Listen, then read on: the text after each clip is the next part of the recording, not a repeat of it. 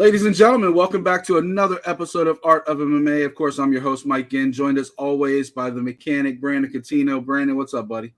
It's Wednesday. You know what that means. Time to talk some fights. Well, this week it means a lot. Obviously, there wasn't a lot of action last weekend. We will talk about the Triller shit show part 2, if you want to call it that. We'll also talk about the events coming up this week. We got CFFC 100, which we'll briefly mention. We also got UFC back in action, Bellator back in action. Finally got the debut of Yoel Romero. So a lot of stuff going on coming up this week that we'll talk about, and quite a bit of news to get to as well. So we'll talk about all that. But first, Brandon, of course, this show is on the Fighters First Network. Ignore Brandon playing with his camera. He's trying to get it centered over there. But Fighters First Network, go to fightersfirst.shop. You can get all our dope merchandise. Of course, rocking the logo tee today.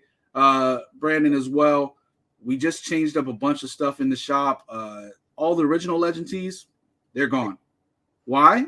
Because coming up this weekend, I'm dropping a bunch new ones. I was planning on 10. I got 8 done right now. May add 2 more, but at least 8 are coming this weekend. So look for them Friday or Saturday in the shop. And speaking of the shop, the last bit of business, this one's good for you guys at home, guys and girls at home. We're doing a giveaway. As you might have heard on social media, next week is our 50th episode. Also happens to be exactly our 1-year anniversary because you know who moved our show over a day? That guy. Because he moved our show over a day, guess what? Our 50th episode, also the same exact date as our first episode.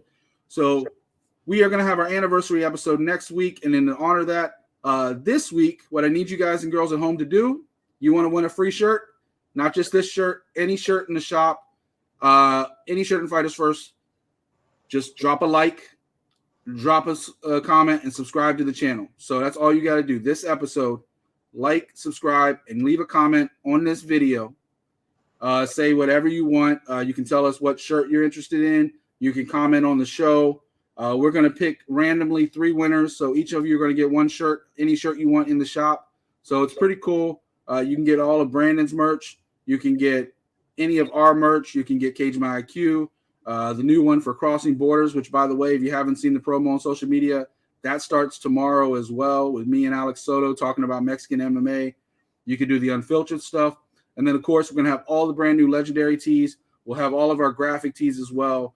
So any of those, you can win one of those shirts. All you have to do, like, comment, and subscribe on this video right below. And then we'll pick next week on the episode. We'll pick a random winner, 3 random winners, and we'll notify you. And you're a winner. That's it. That easy, Brandon. What do you tell people all the time to do? Like and subscribe. There you go. This time, leave a comment. There you go. Like, comment, and subscribe, and you can win a free shirt. Is that easy? And help us celebrate. 1 year. We've been doing this. You haven't turned off yet. Brandon hasn't murdered me yet. We're still here. 1 year. Can you believe that shit, Brandon? Almost 1 year. All right. No rant. That was my rant. Brandon wanted to talk about something else, but we're going to save that for next week. You know what? 50th anniversary, Brandon. I might even let you lead the rant next week. How about that? All right. Mr. Co-host. There's plenty of things I could go on right now, but it's all right. I'm cool. Hey, look, anytime you want, you can be the head of the rant. Doesn't always have to be me being angry at the world. Brandon just wants to keep his good guy persona. He doesn't want to turn heel on us. All right. All right.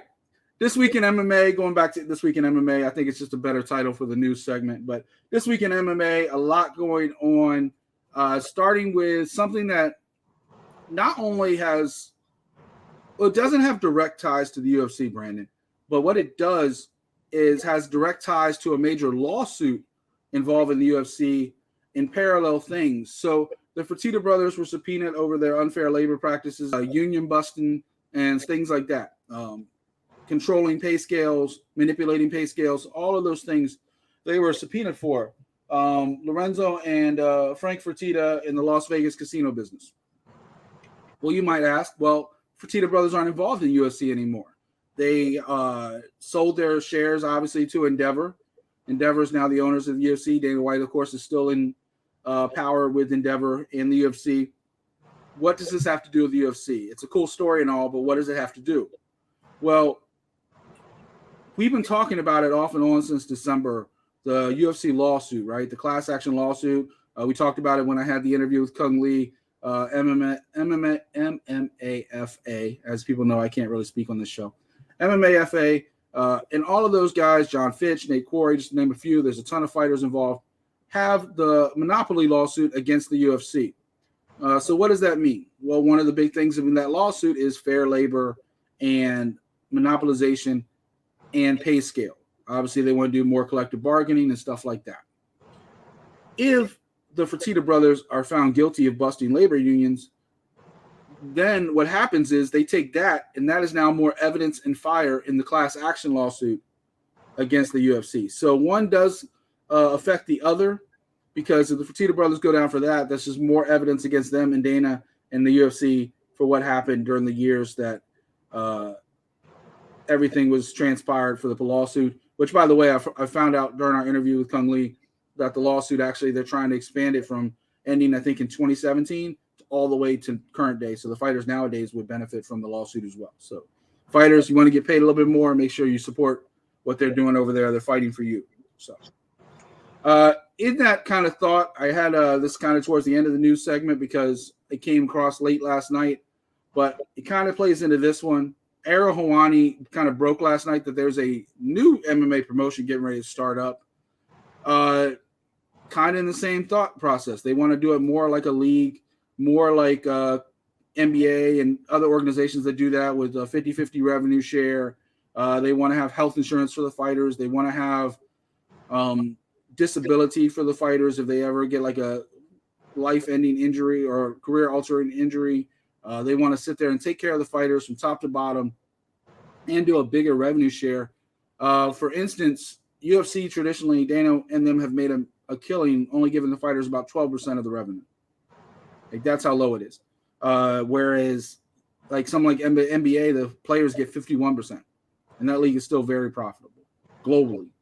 So he didn't name the names. He just kind of threw it out there that this is existing and this is in the works. They say it's major players. They say it's going to be by 2023. So we still got a little bit of time before it happens.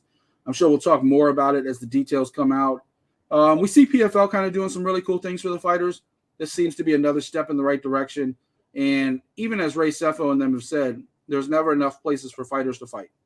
So the more they can make money, they kind of want to make it more along the lines. People can kind of come and go. You're a part of the family if you fight once or fight 1,000 times. So there's a lot of details to come in this thing. They kind of want to make it more cross-promotional and just a bunch of other stuff. They kind of want to take over the sport, to be honest with you. So I think it's really cool if they actually comes to fruition. We'll see. It's a long ways out, but I did want to share that story with you as well. Speaking of the UFC, last weekend we talked about how Derek Brunson fought with some broken ribs, possibly. Turns out Darren Till fought with a completely torn ACL. So that fight probably should have never taken place if medically they had done enough inspection on these guys. But Darren Till decided to put his surgery off until after the fight, which I don't know if I completely take it back the way I thought Darren Till looked at the fight, but I guess it has a lot to do with the fact that he probably couldn't run and train and do some of the things that he normally does to get ready for a fight. So I take back a little bit of my criticism, but I don't think it takes back the effort that Derek Brunson put in that fight. Over in Bellator, there's some fight announcements. Benson Henderson, Brett Primus is set to face off at Bellator 268 on October 16th. I think that's going to be a fantastic matchup. Both of them can grapple really well on the ground, have average striking, but I think that should be a really good, fun matchup. Can go anywhere in the fight, so we'll see where that goes. Rising champion Koji Horiguchi signs with Bellator more full-time. He will keep his Rising bantamweight title, and he will defend that and fight in Bellator at the same time. As Brandon mentioned a couple weeks ago, they have kind of like an open door relationship with Rising anyway, so he can kind of come and go with that one. Are you excited about that signing, Brandon? Yeah, man. I mean, it's a good move. It's a good move for Bellator, you know. Yeah, I mean, add somebody already to that. Their bantamweight division's getting bigger and bigger. Obviously, Sergio Pettis up top of that, and Archuleta and all those guys still there. So, be one more competitor throw in there. In the UFC, there's a couple fight announcements. Brendan Allen fighting one of my favorite fighters, Brad Tavares. They're going to be matching up on December 4th card. Of course, also Jamal Hill in that card and some other guys that we've already talked about. Dricus Duplessis going to be fighting off against Andre Munoz in a middleweight fight December 11th at UFC 269. That fight, actually, I'm really excited about because I want to see if Duplessis can carry that momentum from that knockout he had last time against Munoz, who basically ended Jacare's career. Like, that dude's just a beast on the ground. So we'll see what happens in that one. The New York card, which constantly keeps getting elevated with more and more fights, well, they did just lose one. Durandamy is going to be forced to pull out of her fight against Irene Aldana due to injury. Aldana wants to stay on the card. She wants to fight another top contender, so we'll see if they get a replacement to face off against her. I feel like it wouldn't be too many news weeks without talking about Conor McGregor. Conor made headlines once again. But here's the kicker, Brandon. It might not have been his fault this time. Whether you depend on story A or story B or story C, and there's a bunch of rumors of what started it all. Evidently, Conor either asked for a pick with Megan Fox because Megan's been to a bunch of the fights even before her and MGK started coming to the fights. Or he messaged Megan Fox, or Megan Fox said that Conor was hot. He looked really cool in the jacket or something like that. Either way, it set Machine Gun Kelly off. So when Conor did come over eventually, he pushed Conor. And then once he pushed Conor, there was a little bit of scuffle. Conor threw a drink at him, and then everything got separated. And it's much ado about nothing because Machine Gun Kelly won't talk about it because he was like basically just walked out of an interview when somebody asked him about it. And then Conor, for his part, says, I got no problem with him. He's just another vanilla white rapper. I don't know who he is. I know Megan Fox. I don't know who he is. I know he's been to the fights, but he's more than welcome to come back to my fights anytime he wants. Everybody's welcome to watch me fight. No bad blood. Don't even know who he is. And he kept throwing those subtle jabs in there, but like, I don't know who he is, but he's welcome, whatever. So it seems like that issue is now over. What started it all? I'll leave that to TMZ. Man, Megan Fox in those DMs, baby. Conor in those DMs. I don't know. I've heard some different stuff. I saw an interview with Megan Fox yesterday about the whole thing. But like I said, I'll leave that to TMZ. That's a little bit much for us. But in the world of segues, one last news story is involved with TMZ because they're the ones that kind of broke it. Unfortunately, look, I used to love watching Jason Mayhem Miller fight. I loved his personality out of the cage. You knew he was a loose cannon, but at the same time, you know, it was just something to draw eyes to the sport. He had his MTV show. Then he had his run in Strike Force. He had the Elite FC thing where the big brawl with Jake Shields and the crew. And then, of course, his little short time in the UFC, he made quite a bit of noise as well. Since then, he's been in legal trouble with the law. He's been busted being naked in church. He's had vandalism. He's had domestic violence. You name it, Jason Mayhem Miller has been involved in it. At only 40 years old, the guy has lived a lifetime multiple times. Well, he was arrested last weekend on another domestic violence charge. The woman had marks on her face and her neck. Not only did he resist arrest, he was also tased and then arrested. So it's a whole full story. If you want, I could drop the link in the show notes. You can check out the news story, or to be on the clip for the segment for the news. I'll leave it in there. And then further news comes out about the whole thing is evidently before that fight or before that domestic violence situation, he was in a bar fight, which nobody decided to press charges. But then the next day, one of the people he fought had broken ribs. So now that's a whole nother thing that might be added to his charges as well. So once again, mayhem causing mayhem. And I'm almost sad that it wasn't Ariel Helwani who busted that story because he seems to have such a great relationship with Jason. But Jason, like, I keep hoping he gets his stuff together. But it's just one thing after another with that guy. Well, Brandon, that is the news. Do you have any thoughts on that whole Jason Mayhem Miller situation? Hey, man, mental health is a real thing, man. Everybody needs help. I'm saying, especially like saying people that's like you know, somebody like him, you know, he's been in the main, you know, the mainstream light and everything like that, everything going on. Saying you like say those highs, those lows, man, they can definitely take a toll on you. So I mean, hey, I just hope he gets the help that he needs. Yeah, I've gotten beyond that. Like, as somebody who struggles with mental health himself, I'm not going out there beating up my wife. I'm not going out there starting bar fights.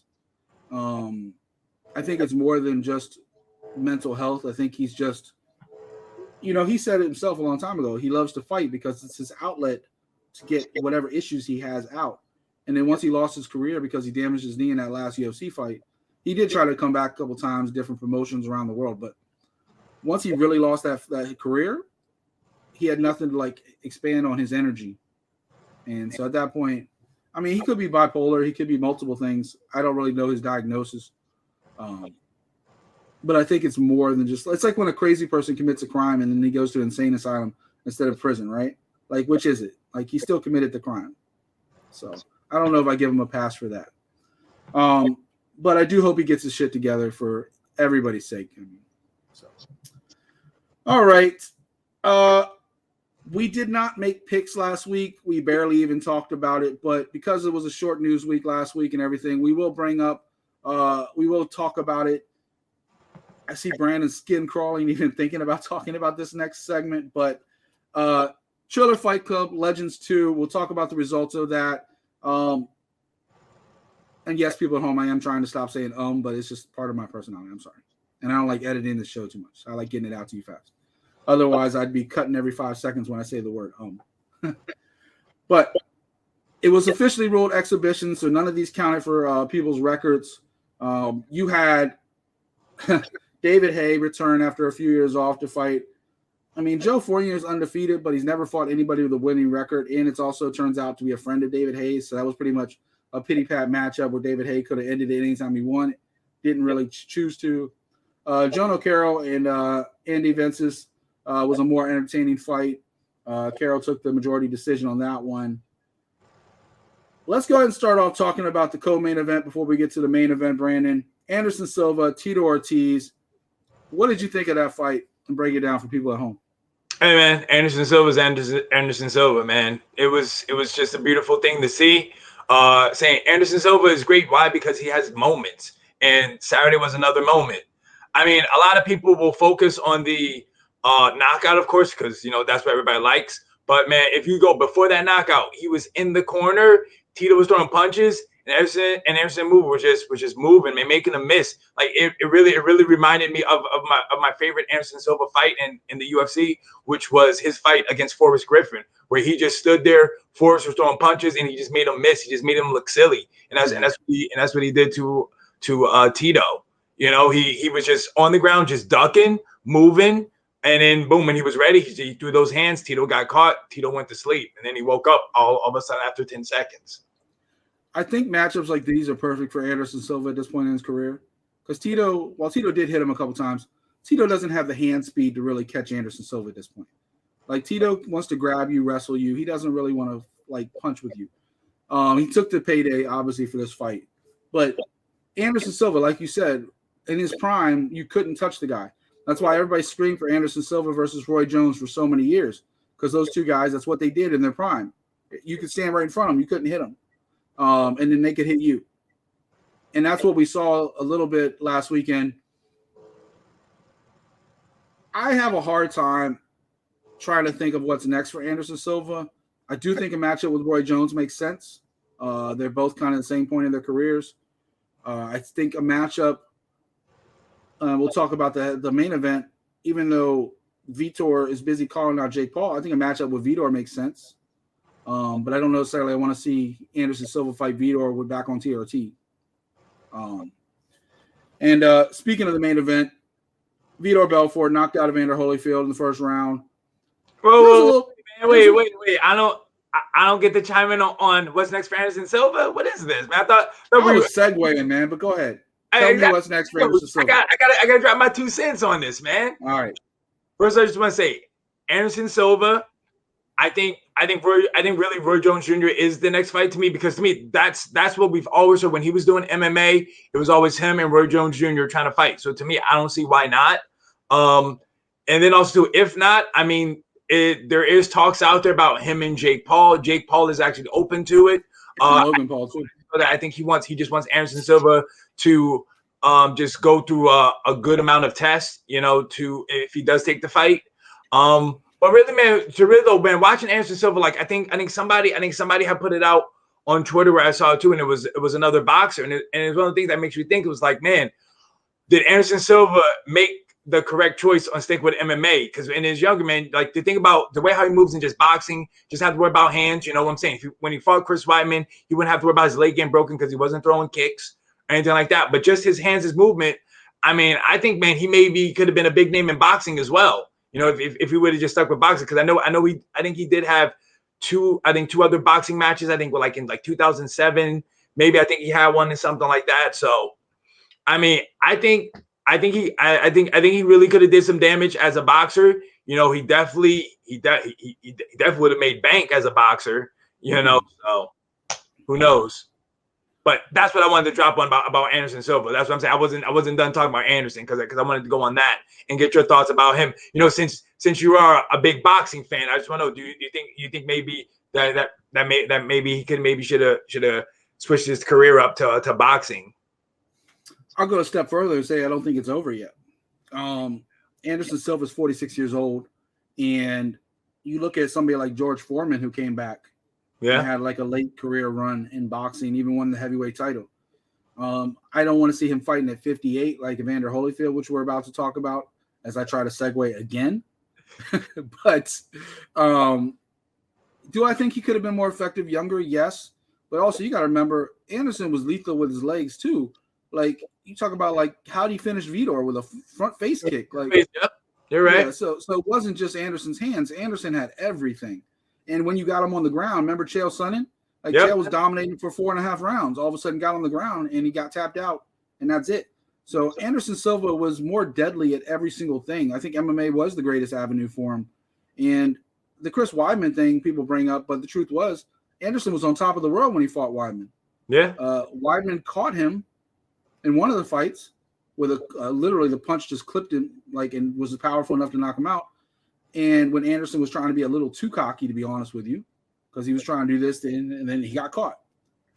We all knew eventually Anderson could get caught, and he did. And then the other time when the leg break was just a complete fluke. So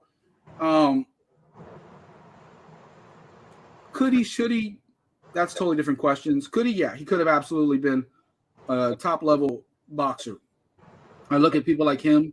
He reminds me of his boxing style, reminds me a lot of like a younger Antonio Tarver. If you remember Antonio Tarver, speaking of Roy Jones. Yeah. Something like that. He could have definitely fought off against when James Toney was still fighting around that weight class. That would have been a fun fight. But you also have to remember, Anderson, he never really beat people with power. He beat them with speed and precision, which is perfect for boxing. Like power is helpful, but it's perfect for boxing to be accurate. That's why they call it the sweet science. Anything else on Anderson before I move on to heavyweight? Now you move on to this main event that we have to talk about. Well, the reason why I want to talk about it does kind of reflect back on Anderson Silva.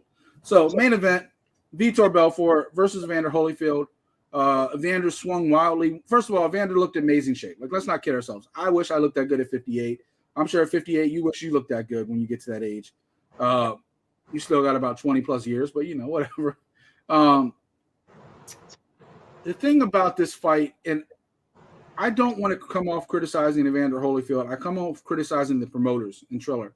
They put this together on 10 days' notice because De La Hoya got COVID. They wanted to keep the fight. They moved it from California, who wouldn't license Holyfield, to Florida, who didn't necessarily license Holyfield. They just didn't stand in the way. That's why this fight is an exhibition. They labeled it as a professional fight, but it was actually ruled an exhibition because none of these fighters were licensed. None of these fighters were drug tested. There is heavily rumors that Vitor is back on TRT. You can see his body. He's definitely filled back out compared to some of his last days at MMA. I don't know any of that to be true because he wasn't tested for anything. He didn't have to disclose whatever he's doing. I would not be surprised because we've seen Triller. We saw the last event with Jake Paul. We saw this one. It's pretty much a shit show. They're busy up in the booth, usually smoking weed. Oscar was definitely coked up. There was so much stuff going on, and I'll say definitely by allegedly because I don't want to get sued by Oscar De La Hoya for throwing out accusations. But there definitely were alleged things going on. They also mixed in the entertainment with concerts and shows. My wife actually looked over my shoulder at one point because she wanted to see the concert. She didn't really care about the fight. She's like, "What? Who's that?" They had Justin Bieber last time. So Triller definitely is more interested in putting on a show than they are competitive fights. And in this case, Vitor Belfort versus Evander Holyfield was a total mismatch. Vitor is like 14 years younger than him, 13 years younger than him. Maybe 14, because I think Evander just turned 59 or something like that, or is turning 59 like this month or whatever. But Evander looked like $1 million, so he passed all their eye tests, I guess. He has been speaking a little bit more slowly. If you heard him like speaking lately, the Mike Tyson interview he did on Hot Boxing, he was speaking a little slower. But as with old age, we all, especially if you've been in combat sports for a long time, I'm sure it kind of adds up to you. But he looked the part. His body looked the part. The problem with Evander Holyfield is he had no balance. You saw when he wildly swung with that left hook and he went flying through the ropes. You saw when Vitor basically hit him with a couple shots and kind of almost pushed him to the ground. Evander didn't have the footwork and the balance that he's been known for throughout his entire career as one of the greatest heavyweights of all time. Evander Holyfield 10 years ago probably would have tore Vitor Belfort's head off. Like, I have no doubts. And I do think, and I'll get Brandon's opinion on this in a second because I know I'm going a little long-winded. I do think Evander was kind of like waiting for his shot. Like, I think he was taking a lot of Vitor's punches. I don't think he was really as hurt as the referee may have thought he was. But I do think if the ref didn't stop the fight, he might have gotten hurt. That's kind of where I think it was going. I think the ref was scared of him getting hurt. I think the commission was scared of him getting hurt and told the ref to keep a close eye on it. And the moment that he looked like he was in trouble, to stop the fight. Because you could clearly see after the fight, Evander was not hurt. Evander was kind of like, what the hell just happened? Because he didn't get the if that had happened in a heavyweight boxing fight 10 years ago, he would have got the benefit of the doubt to keep going because he is Evander Holyfield. But at 58 years old, he didn't get that benefit. And I think that's a little hard for Evander to swallow, but I think it was the right call just for his own health. What do you think about the whole thing? This fight, exhibition, whatever we're going to call it, should not have happened. Never it happened whatsoever. See, this is another thing that I kind of wanted to be like, oh, if you wanted to rant on something, because we could have talked about your good old state athletic commission, how awesome Florida is, or should I say how bad that they are, because California wasn't going to license him. New York wouldn't license him whatsoever, because in his last fight when he fought in New York City, they straight up said afterwards, we're not going to license you because we don't think you can protect yourself. Florida has come out after this and said they wouldn't license him again either. Yeah. So I'm saying, like, if you think about, man, people have to come out and protect Evander Holyfield. His longtime coach left him. His longtime manager left him. And he's going to this fight. And it's just like, what's going on? You're giving this guy a fight in weeks. I think the only reason Triller gave him this fight was because he was suing them, because I guess they owed him a fight.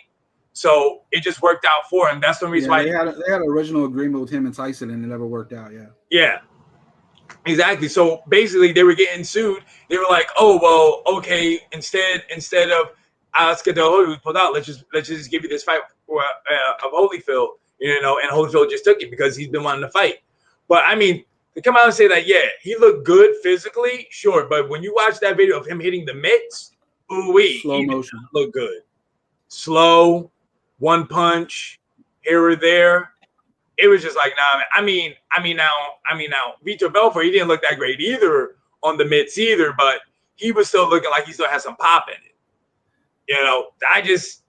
I'm just like, yeah, man. Like I said, fighters always want to fight, no matter what. But there's got to be somebody in your corner that's gonna protect you. And nobody was protecting Evander Holyfield except for the ref. The ref was the only one that was looking out for him. Yeah, I think everybody was cringing, especially when he went flying through the ropes after he missed that left hook. I think if Holyfield had hit him, I think Vitor would have dropped, because you have that expertise, that precision and skill that we talked about with boxing, that MMA fighters don't necessarily have when they're throwing punches. I feel like MMA fighters tend to throw punches to just hit something, where I think boxers look for certain, like that. They don't worry about kicks. They don't worry about anything else. They like, all right, tempo, jaw, certain things they like look for, liver, ribs. I think Holyfield, even in slow motion, you can see when he was doing the mitts, like his precision was still there. It was just super slow. It wasn't gonna hurt nobody unless it connected perfectly. Vitor's been pushing, and I've heard him in interviews lately, for almost like this dirty boxing thing, like MMA style of boxing, where you can clinch and do other things. He wants Triller, for their part, they lost their cash cow in Jake Paul, right? Jake Paul went and signed with Showtime. And Jake Paul actually can do what he wants. He just has an agreement right now with Showtime for certain things. But they lost their cash cow. Tyson is not necessarily agreeing to work with Triller. He may go do something else with a different promotion for his next one. That's been in and out of talks. So Triller, they definitely need somebody to link onto. De La Hoya got COVID. Belfort is the guy. Anderson Silva's not under contract. He's fighting wherever he wants in the world. He just fought out in Japan. He's doing whatever he wants. My thing about Vitor Belfort is that, I believe, this is my own personal opinion, I don't know for a fact, that he's back on TRT, which is his body, whatever, as long as his opponent has the same options, I guess. And they know ahead of time, they're not getting into it blindfolded, that they know this guy's on something. The whole MMA clinch boxing thing, like he thinks there's a market for it. Triller's all for it because they want to keep him fighting. I don't think there's a market for that. I don't think fans at home want to see that. I think they want to see boxing, or they want to see MMA, or they want to see kickboxing or Muay Thai. Each of these disciplines, Brandon knows I have my plans for something as well, but there is no clinching. Like, to sit there and hold somebody and punch them in the face, I don't think appeals to boxing fans. If that's the promotion you're trying to go for, unless Triller wants to become a mixed promotion with different formats, I don't think that's going to work. Now, that's how you keep Vitor involved, then maybe his fights will be like that. I don't know. He calls out Jake Paul. Triller goes from $25 to $30 million, winner take all. Well, I'm going to go ahead and squash that before we move on to MMA real quick. Jake Paul has been on multiple interviews this week.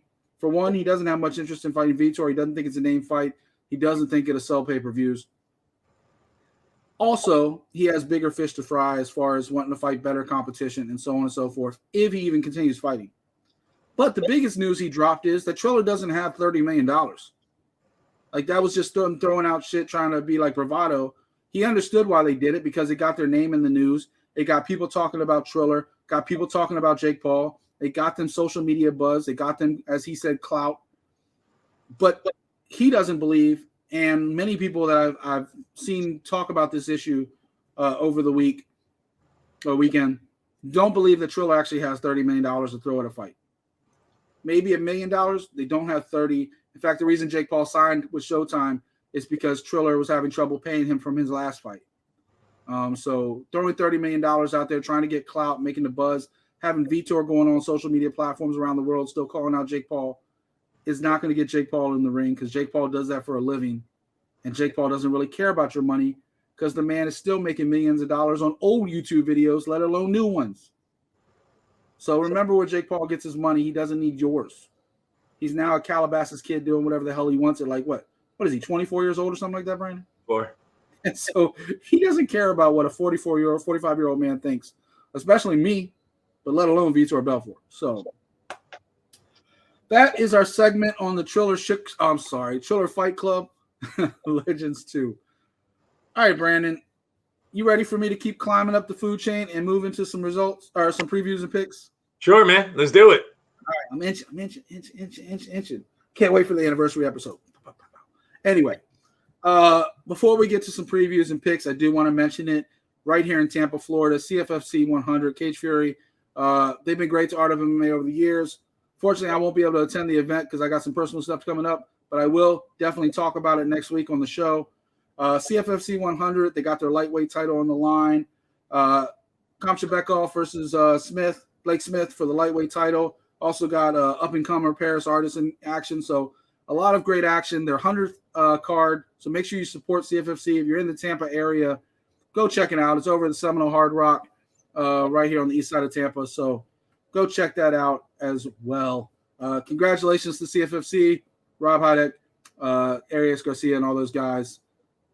Jonathan Webb, all everybody involved. Thank you so much for everything you've given us over the years, and congratulations on 100. Looking forward to 100 more. And I don't know if I'm spilling the beans for Rob here. Sorry if I am. They will be back in Tampa several times over the next year. It's one of the markets they want to kind of keep exploring too. So I definitely will be at more of those events as time goes on. And obviously everything in the pandemic and everything starts lightening up. We all get out to more and more events and everything starts getting back to normal. Hopefully, knock on wood. You know, we all want everybody to be healthy and safe. no matter what you believe. Nobody wants to see anybody get sick and get hurt and stuff. So. But I am looking forward to CFFC 100. I will be watching it on TV on Fight Pass. So congratulations, guys. All right. Bellator 266. We've been looking for Yoel Romero to hop into that Bellator cage since they announced his signing late last year. We thought it was going to be Rumble Johnson. Romero couldn't make it to that fight, so they changed that up. We finally got him in action. Mr. Wonderful, Phil Davis. Brandon, I'm going to start with you. Break down this fight. Tell me what happens, and tell me who's going to win. So, first of all, I just got to say, man, I don't know why they decided to do this fight. Like, Yoel, Phil Davis, they're both out of the tournament.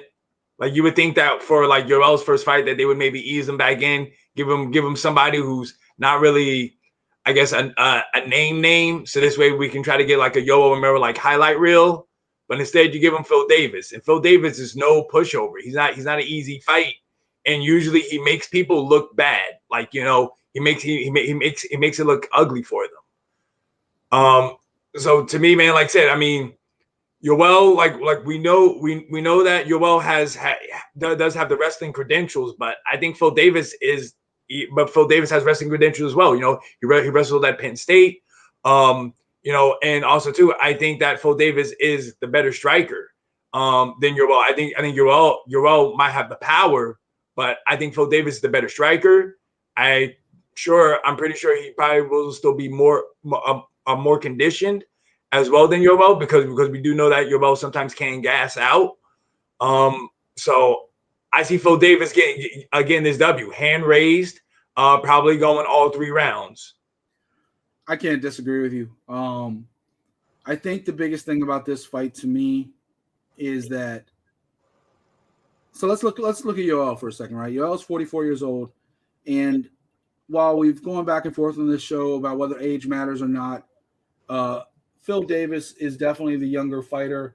Not much younger. Phil Davis is in his 30s, 36. But the thing about Yoel Romero, so Yoel Romero's been fighting for a long time, but he only has 18 pro fights, right?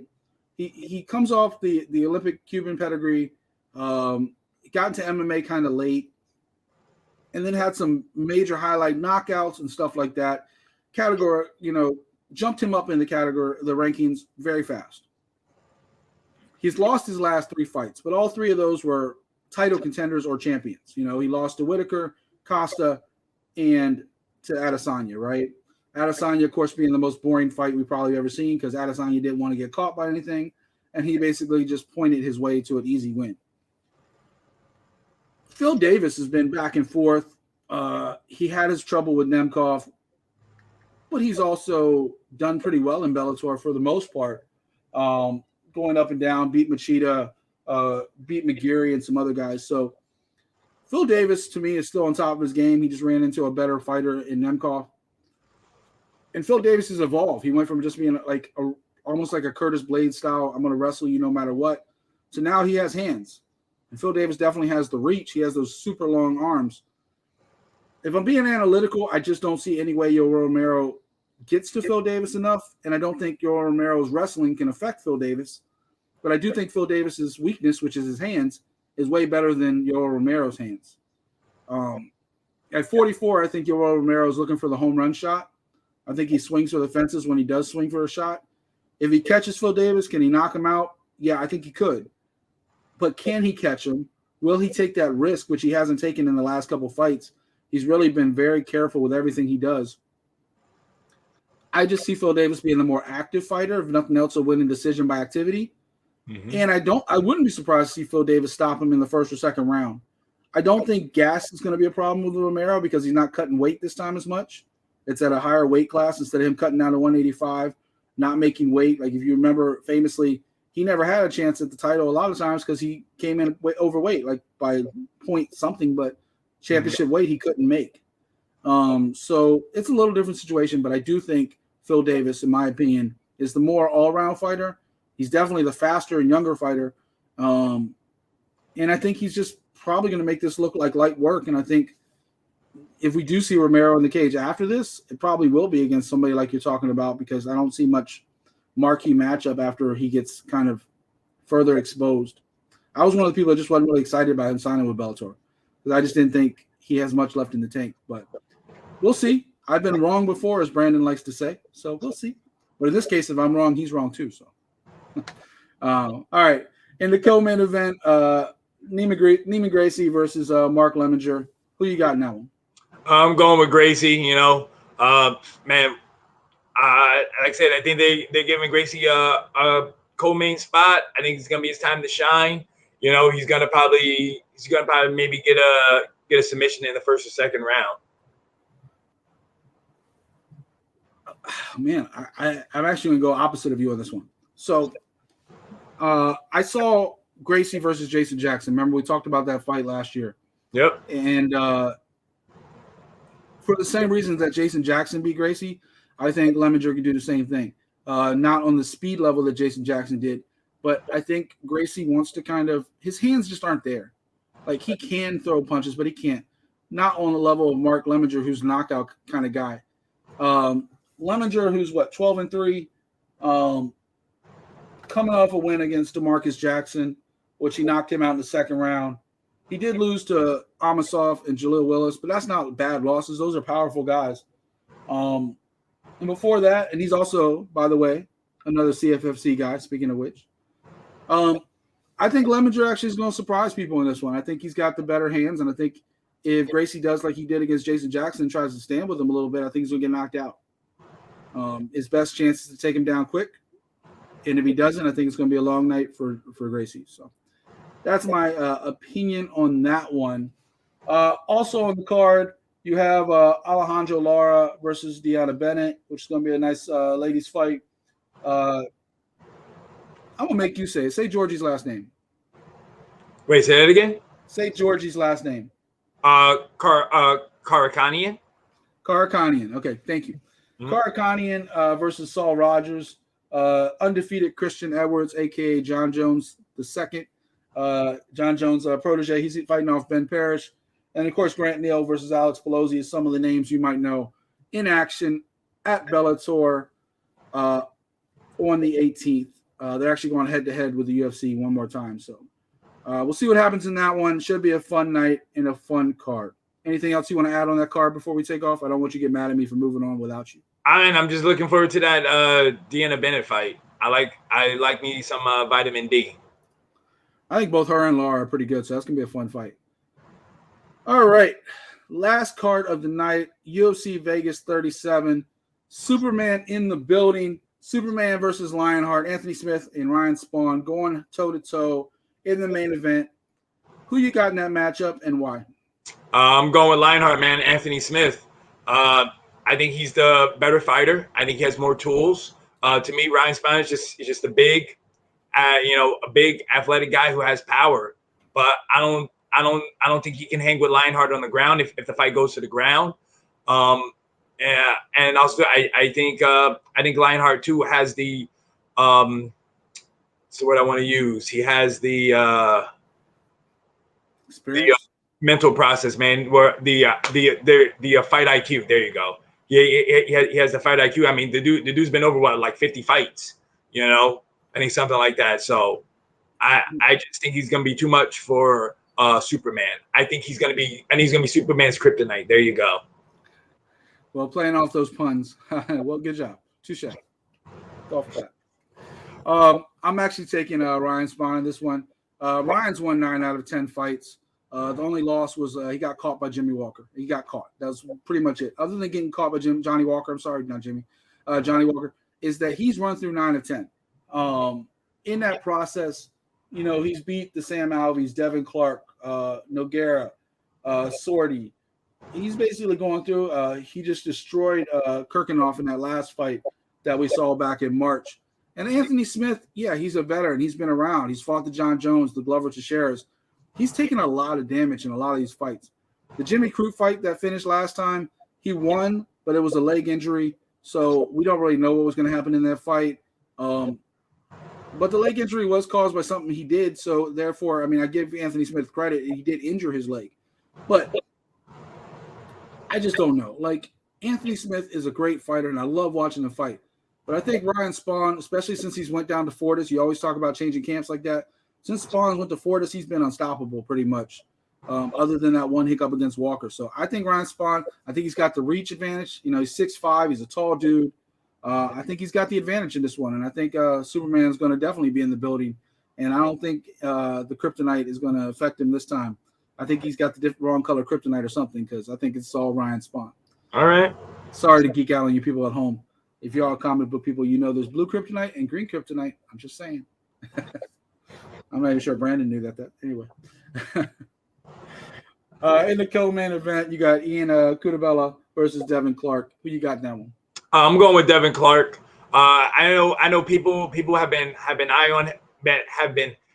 on him. I know he's had his ups and downs, you know, but I think it's gonna be his time to shine because it's a co-main event. You know, he's got some good hands. You know, he has some wrestling, so I think he's gonna be able to put it all together, and he's gonna get his hand raised. I have a hard time with this fight because I don't really believe in either fighter. Devin Smith, by the way, has lost to both the guys in the main event in his last few fights. His last fight was a loss in a triangle choke to Anthony Smith. He lost a few fights ago to Ryan Spann. So he's well versed in both those guys. Cuttino has lost most of his last fights. You know, he had the whole quick knockout, running back with Ankalaev, got knocked out again. He had the draw with Dustin Jacoby. Man, I hate to even have to make a pick on this one, but I think with the suspect chin, I think I'll take Devin Clark over Cuttino just because the striking options. But that was a hard one to pick for me because I think both these guys kind of got name value. I understand why they're in the co-main, but there's so many other fighters on this card. I'm kind of confused as well at the same time. Maybe just because Devin Clark was stepping up on that footstep until he lost to Smith, and maybe he was like on his way to like one of those spots. I'm not really sure why this is so high on the card, but I do think it's an interesting, fun matchup. I think it could go either way, but I'm picking Devin Clark because I think he has the knockout chance, and I think he has the overall speed advantage over Cuttino. So that's my pick on that one. All right, Brandon, what other fight are you looking forward to in your card? What's your spotlight fight for the night? I'm going with the homegirl, Erin Blanchfield, fellow New Jersey, and she actually used to train with Team Tiger Showman's back when she was a itty bitty teenager, you know, growing up. I remember seeing her up at headquarters, and then, you know, she has switched teams to, I think she's now Team Silver Fox. But, you know, she's kind of been one of the women prospects that has been on the rise. You know, she had her fights in Invicta. People knew about her, and I think she was going to step up on short notice for the UFC. But then still, though, that fight still fell through. So I know that people are really looking forward to her. I think her brother actually just fought last month. I think he made his amateur MMA debut. I got to watch him fight. So I'm looking forward to seeing how Blanchfield does in the UFC. But I got her getting her hand raised. Like I said, the girl is just good, man. She got good striking. She has good jiu-jitsu. So I think she's gonna be a problem. Yeah, I think she'll probably get the win too, but at the same time, she does have a lot tougher opponent than people know. Sarah Alpar is a very tough girl. She got the win in Dana White's Contender Series, got the tough knockout loss against Clark in the third round or something of that fight where she got caught. So she's a lot tougher than people think. She's 30 years old. She's a veteran. She's been around a while, fought in a lot of different promotions. So it won't be easy for Blanchfield, but I do think Blanchfield has the better skill set. I have a hard time seeing, is this fight at 125 or 35?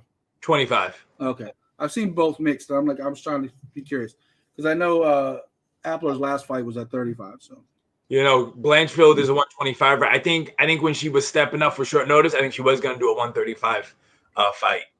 And Blanchfield's only loss is to current UFC fighter Tracy Cortez. So not a bad loss at all. Something to learn from, keep growing. My pick is actually also a ladies fight. I know people are shocked. Brandon's king of the ladies fights, but there is a bunch of great ladies fights on this card, and I'm actually taking Raquel Pennington against Fanny Kianzad. This is going to be a really close matchup. I'm taking Raquel Pennington because I think Rocky was on the doorstep of a title shot until she lost that last fight.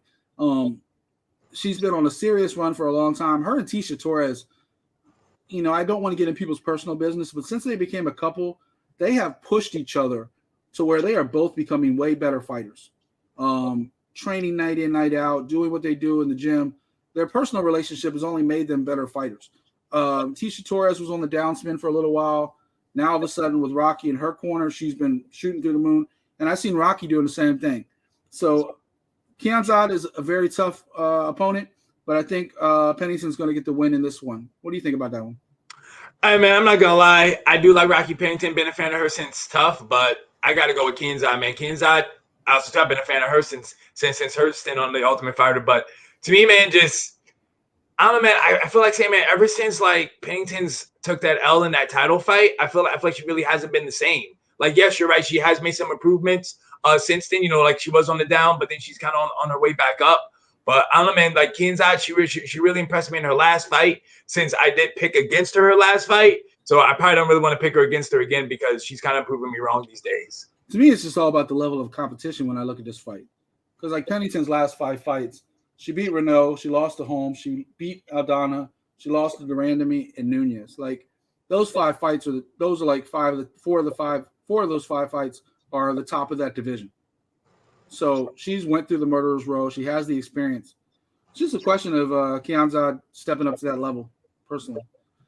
Also on that card, a lot of fun fights. I'm going to pull this in front of me so people don't think I'm looking away from the camera. Another fight I thought about picking, Ariane Lipsky's back in action against undefeated Mandy Baum. I really didn't know which way to go in that one, so I left that one alone, but that's going to be a great fight.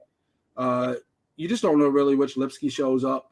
Exactly, man. That's the only thing with her. It's like, yo, you're called the queen of violence over here, but I'm not seeing any violence lately from you. Yeah, it just depends. Like fight in, fight out. It's like Nico Price. Like Nico Price will knock somebody out and then get knocked out. That's kind of what. At least though, Nico always brings it though. Oh, he always brings it. But I'm just talking about like record wise. Like, yeah. You got Sakayan versus Giagos. You got Manis versus Tony Gravely. Gravely, who just beat my boy Anthony Burchak. Dude's a really good fighter. A lot of stuff going on with him. And Manis is a prospect who's 13-1, has everything in front of him. Mr. Knockout, Joaquin Buckley's back in action against Arroyo. I thought about picking that fight, but Arroyo's size difference scares me in that fight. Like I can't pick Buckley with a clean conscience because I think Buckley can knock him out, but he has to catch him. There's like a good 4 or 5 inch size difference in that fight. Mike Rodriguez, another fight I was looking at, but he's fighting Chukwui.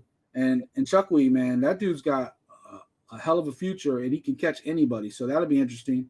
Dakota Bush versus Zhu Rong, another great up-and-comers fight. Mata is now matched up against Van Camp, another late replacement in that one. Montel Jackson versus JP Bays. Bays is trying to bounce back the same way his wife did. Cheyenne Bays bounced back with a win. Maybe JP can do it as well, but I think he has a very tough matchup with Montel Jackson. And then you got Kasanigani versus Harris. Gustavo Lopez, who I love watching fight, versus Haley Alatang. That's going to be one of the fight of the night contenders, especially the way both those guys just come forward. And then Emily Whitmire and Hannah Goldie, another razor close matchup. So I think really, we always talk about some of these fight night cards have the ability to just steal the show sometimes. From top to bottom, this is one of the best cards I've seen in a long time. Like a lot of pay-per-view cards, people look at like, oh my God, look at all the name value. You look at Bellator this week, Yoel Romero, Gracie, Lemminger, and Phil Davis, name value at the top of the card. But this card from top to bottom has exciting fights. And if you're a fight fan, this is definitely something to catch on ESPN Plus this week. It's going to be on the same night as Bellator on the 18th on Saturday. So check it out. That is our thing for UFC Vegas 37. You got anything else to add on this card? No, man. Just enjoy the fights, people. Yeah, definitely. I think it's going to be a fun fight, Brandon. I think it's going to be one of those ones where we're like texting each other like, oh, shit, did you see that? I think it's going to be one of those, unless Brandon's in Atlantic City or whatever this weekend. I don't know. He has his happy place. Hey, you can always catch me down there. You still got your mural down there? Yeah, man. Dude, the billboard is still up there, man. The people love me. I got to go to Atlantic City and make sure I graffiti over it. I'm kind of kidding. No, I don't know. Y'all keep wanting to make me the heel. Eventually, I'm going to turn into the bad guy. It is what it is. I'm telling you, it's there. The billboard's there, man. It's not going anywhere. At least not that I know of. I'm going to draw a mustache on him and be like, yo, put devil horns on him, be like, Blade. Anyway, that's enough jokes about that. Before we get out of here today, once again, make sure you leave a like, a comment, and subscribe. Have a chance to win a free shirt. Who doesn't love free merch, Brandon? Have a chance to win a free shirt. We got some really dope merchandise in the Fighters First shop. You see the splashes we put up. You see the stuff that we wear. We got, like I said, we got 8 to 10 brand new legendary shirts coming out. And I'm not going to spoil the list too much, but we do have a new Bruce Lee shirt coming in. And Kevin Randleman also made the cut as far as some of the older ones coming back, but they're a different style, completely different. More classic looking, more vintage looking, retro looking. Also on that note, I'll let you know another little name. We talked about loose cannons like Jason Mayhem Miller earlier. Well, I got a loose cannon Brian Pillman shirt in there too. So for old school wrestling fans. So there's some stuff coming.